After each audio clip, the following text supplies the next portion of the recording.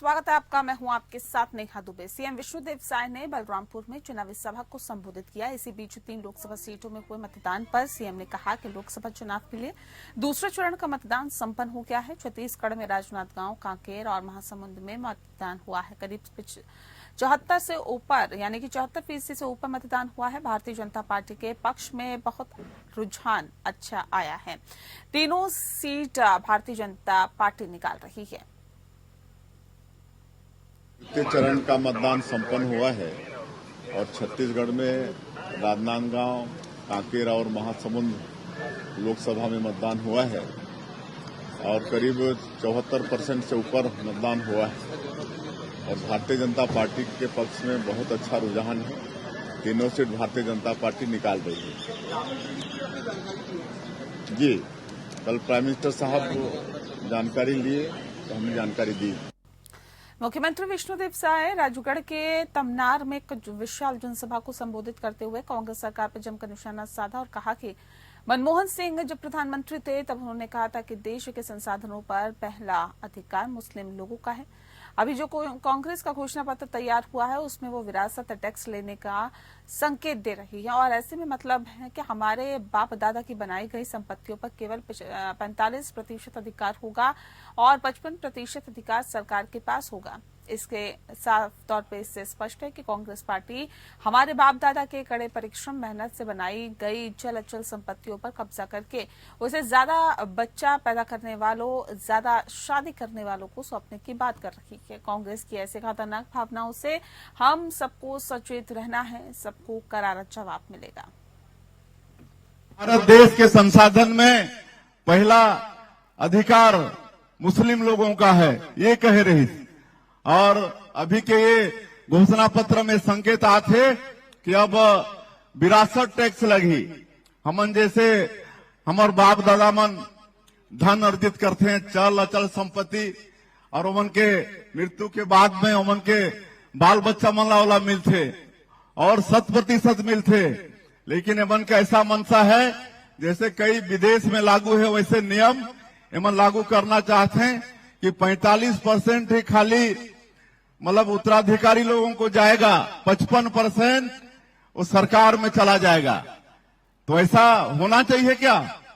हमारे बाप दादा मन परिश्रम करके धन संपत्ति अर्जित कर ही और ओला सरकार ले ले ही और सरकार ओला कौन में बांटी?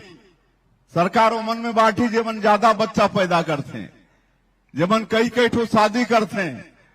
तो मेहनत कर ही हमार बाप पुरखा और वो मिल ही दूसरला।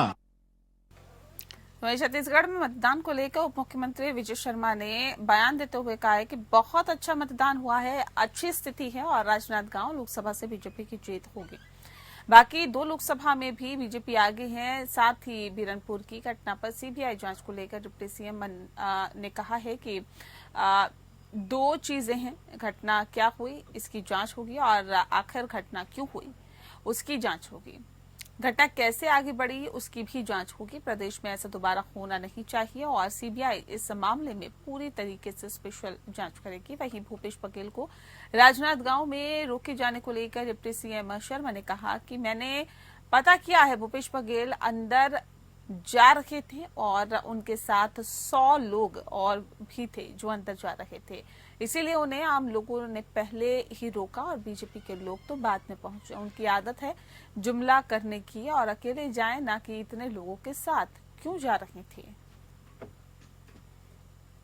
देखिए, बड़ा दुखद है ये सब कुछ। लोगों को बिल्कुल निरीह लोगों की नृशंस से हत्या बहुत गलत है, बहुत दुखद है।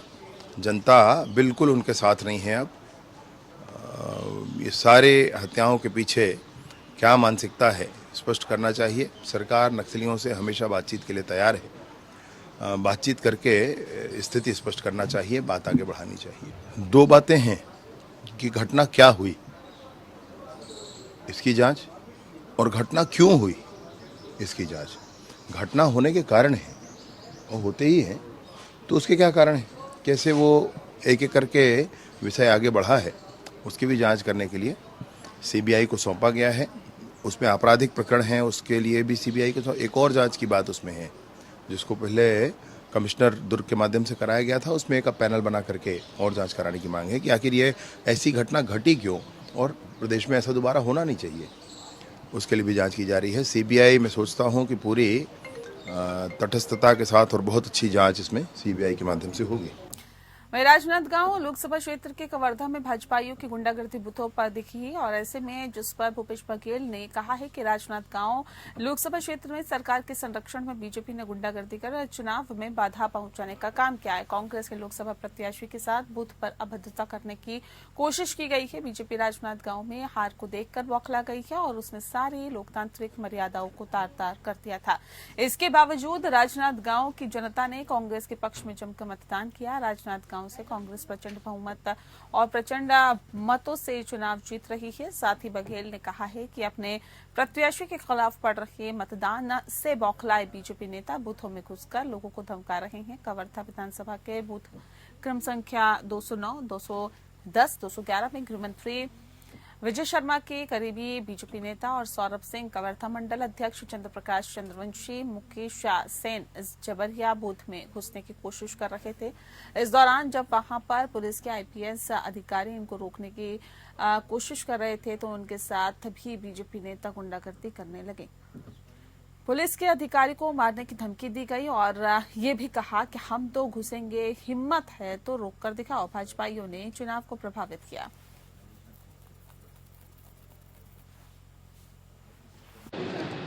मुझे पता चला कवर्धा में ही घटना घटी है कि एडिशनल एसपी के साथ जिस प्रकार से मिसबिहेव किया गया है और खासकर जो गृह मंत्री के खास जो गुर्गे हैं उनको तो अब गृह मंत्री से ज़्यादा ताकतवर हो गए हैं और इस कारण से एडिशनल एसपी आईपीएस के साथ निर्वाचन मतदान केंद्र में ही दादागिरी कर रहे थे और देख लेने की धमकी तक दे रहे थे। तो ये तो अभी शुरुआती दौर है, 4 ही महीने बीता है, आगे आगे देखिए होता है क्या। घूम रहे हैं, क्या माहौल है? जबरदस्त माहौल है कांग्रेस के पक्ष में और अच्छे मतों से जीते हैं। डॉक्टर रमन सिंह ने आरोप लगाया है कि राजनांदगांव को बहुत अहित किए हैं, इसलिए वो हार रहे हैं। और रमन सिंह ने अहित तो किया है, तभी किसान यहाँ से पलायन कर रहे थे, कर्जे में डूबे थे, आत्महत्या कर रहे थे, रमन सिंह के राज में हुआ था। और जहाँ तक कि मेरे शासनकाल की बात है, 5 साल जो हम लोगों ने काम किए हैं लोग भूले नहीं हैं और इसी कारण से बढ़ चढ़ कर हिस्सा ले रहे हैं और चेहरे में जो चमक दिखाई दे रही है अलग नांदगांव लोकसभा की जनता के, उस कारण से कि हमने 5 साल सेवाएं की। छत्तीसगढ़ के दंतेवाड़ा से पूर्व विधायक देवती कर्मा के बंगले में गोली चलने से एक पुलिसकर्मी की मौत हो गई और रायपुर स्थित सिविल लाइंस बंगले में चली गोली से असिस्टेंट प्लान 2 कमांडर घायल हो गए। जानकारी के मुताबिक फायरिंग इरादतन नहीं बल्कि हादसा थी और पुलिसकर्मी जब अपनी सर्विस बंदूक साफ कर रहे थे तभी अचानक गोली चल गई जिसमें एक जवान की मौत हो गई। वहीं दूसरा जवान घायल हो गया। जवान जो घायल हुआ उसको इलाज के लिए अस्पताल में भर्ती कराया गया। गोली चलने की घटना का पता चलते ही पुलिस के आला अधिकारी भी मौके पर पहुंचे और मामले की जांच जारी है। तो बता दें आपको कि बंदूक साफ करते समय गोली चली है और रायपुर का दरअसल ये पूरा मामला है जहां पर बताया जा रहा है कि पुलिसकर्मी की मौत हो गई है, प्रधान आरक्षक की मौत हुई और एपीसी घायल हो गए हैं। हालांकि बंदूक साफ करते समय ये गोली चली है। पूर्व विधायक देवती कर्मा के बंगले में गोली चली है।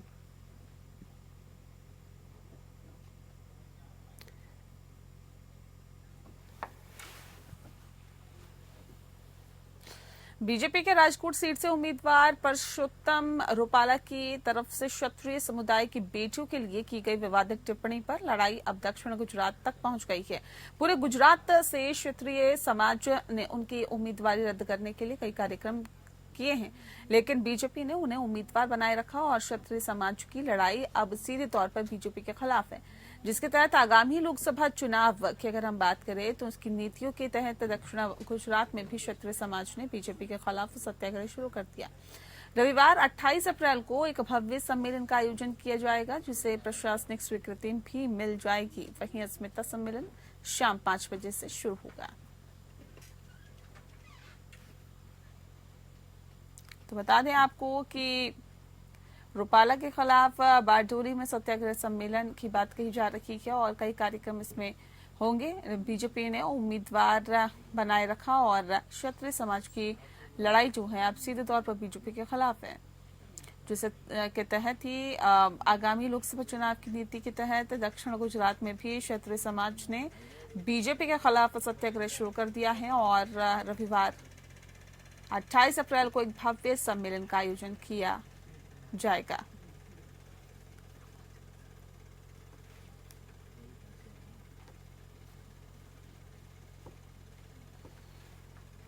राज्य में सत्तारूढ़ झारखंड मुक्ति मोर्चा ने बीजेपी के उन आरोपों पर पलटवार किया जिसमें कहा गया कि समुदाय विशेष के लोगों ने जमीन पर गलत दस्तावेज के जरिए कब्जा कर लैंड जिहाद को अंजाम दिया।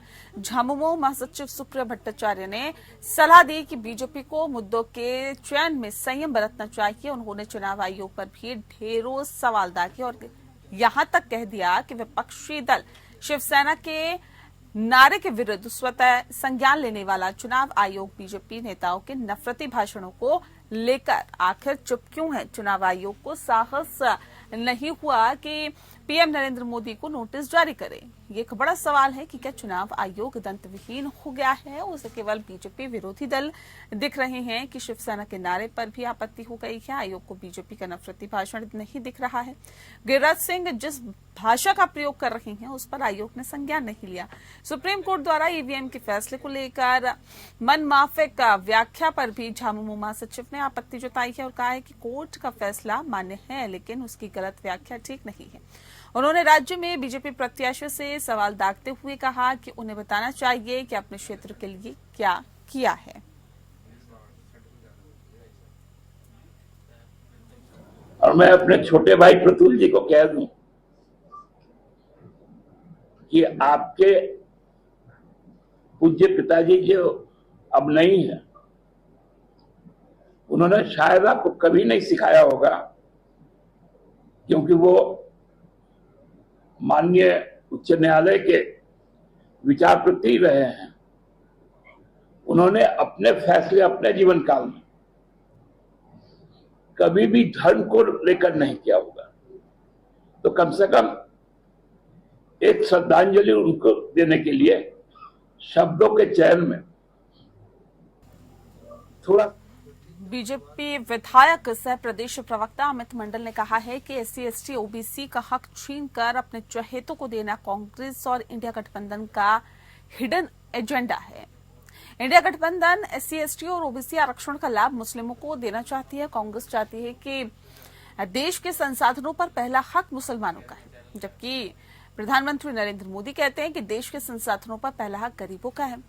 कांग्रेस और बीजेपी में यही बड़ा अंतर है। बीजेपी सदैव सबका साथ सबका विकास की पक्षधर रही है, वहीं कांग्रेस का इतिहास हमेशा तुष्टीकरण की घटिया और घिनौनी राजनीति भरा ही रहा है।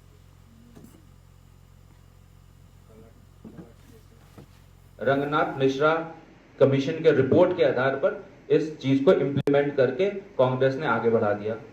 अब सवाल यह उठा कि 5 राज्यों में 2011 में पोल में जाना था। इलेक्शन कमीशन ने इस चीज का नोटिस कर लिया और जब इलेक्शन कमीशन ने इस चीज का नोटिस किया तो उन्होंने प्रेसिडेंट को पत्र लिखा। तत्काल जो प्रेसिडेंट महोदया थी उनको पत्र लिखकर इलेक्शन कमीशन ने कहा कि इस प्रकार का जो मूव हो रहा है कांग्रेस पार्टी के द्वारा वो संविधान के सुसंगत धाराओं के अंतर्गत नहीं आता है, इसलिए इसको कॉग्निजेंस लें और इसका निराकरण निकालें। प्रेसिडेंट ने फिर गवर्नमेंट ऑफ इंडिया से बात की और गवर्नमेंट ऑफ इंडिया से बात करने के बाद सरकार प्रेशर पे आई। मनमोहन जी की सरकार थी उस समय, सरकार प्रेशर पे आया। उस समय सलमान खुर्शीद मिनिस्टर थे माइनॉरिटी अफेयर्स के।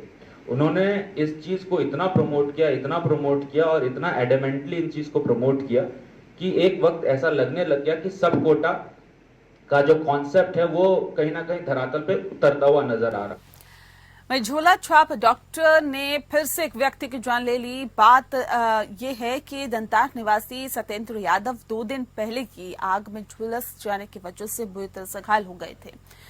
इलाज करवाने के दौरान झोला छाप डॉक्टर शिवशंकर शर्मा ने दर्जनों ग्रामीणों के बीच मरीज को ठीक करने की गारंटी ली थी और बेहतर इलाज के नाम पर मृतक सत्येंद्र के परिजनों से मोटी रकम भी वसूल की थी, जिसके बाद गंभीर रूप से झुलसने की वजह से सत्येंद्र यादव की मौत हो गई और डॉक्टर सत्येंद्र यादव के शव को छोड़कर मौके से फरार हो गया।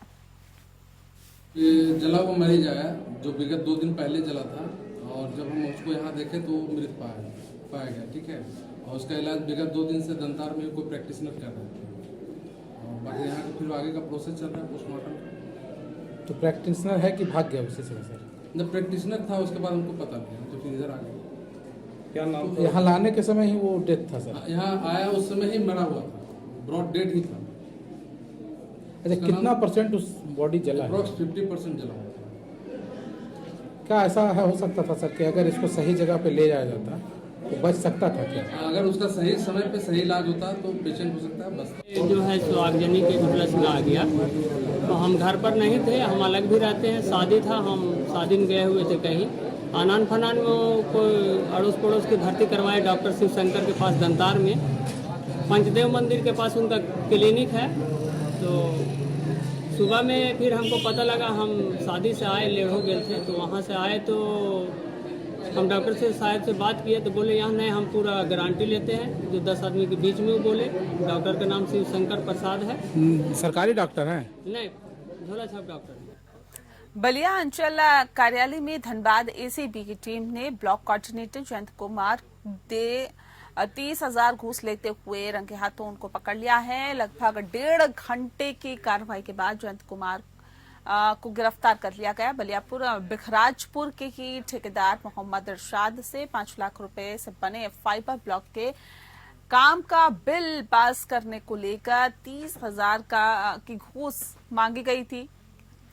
आपको बता दें कि गोलमारा हरि मंदिर और दोलबड़ में फाइबर ब्लॉक का काम हुआ था, जो 2.5 लाख की लागत से बना है। उसी का काम और बिल पास करने के लिए मोहम्मद इरशाद लगातार अंचल कार्यालय के चक्कर लगा रहा था। जयंत कुमार की तरफ से 30,000 रुपए घूस मांगी गई थी, तभी इसकी सूचना धनबाद एसीबी को दी गई और कार्रवाई के तहत गिरफ्तारी भी की गई।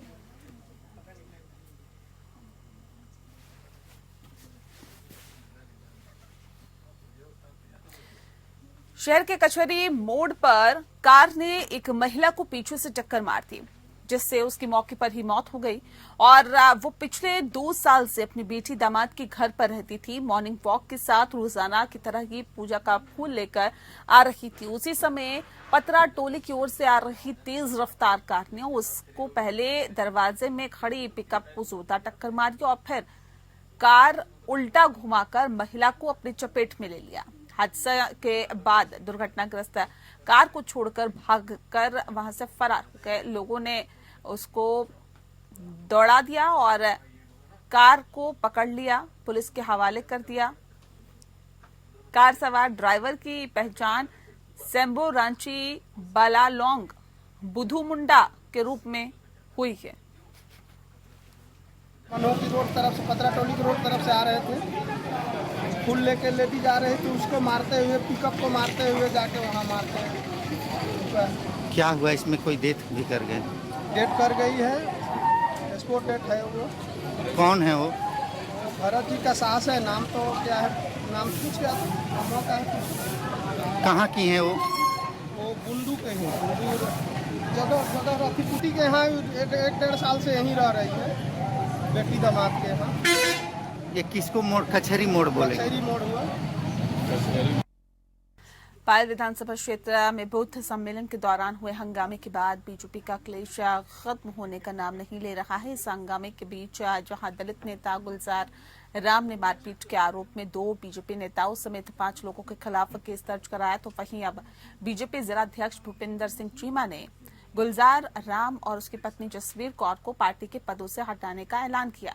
साथ ही कारण बताओ नोटिस भी निकाला है। बता दें आपको, भूपिंदर सिंह चीमा ने कहा है कि बीजेपी सभी वर्गों का सत्कार और सम्मान करती है। गुलजार राम ने किसी के इशारों पर पार्टी के बूथ सम्मेलन में हंगामा किया, पार्टी का अनुशासन भंग किया और उल्टा केस, झूठा केस दर्ज करवाकर, झूठा बयान दर्ज करवाकर केस दर्ज कराया है। उनके पास पूरे सबूत है। फिलहाल पहले पार्टी स्तर पर कार्रवाई की गई। कारण बताओ नोटिस का संतुष्ट जवाब न मिलने पर दोनों को पार्टी से बाहर कर दिया जाएगा।